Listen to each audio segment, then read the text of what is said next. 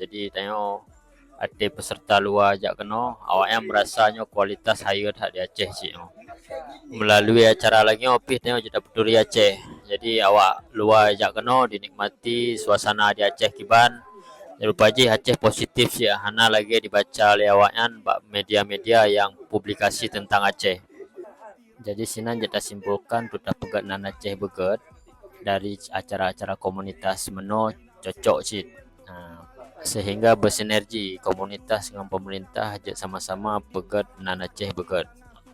Nan Acehan laga di mata dunia kan. Nyona graffiti sheet menggambar sino, nah performance dari Jakarta, dari Vietnam, dari Singapura, dari Malaysia, dan ada closing acara pembagian hadiah. Nah dibagi oleh Dinas Pariwisata, penyelenggara acara dan juri-juri ke acara Hip Hop Jam Vol 12 dari Hip Hop Nak Sindikat dan merempok lom ke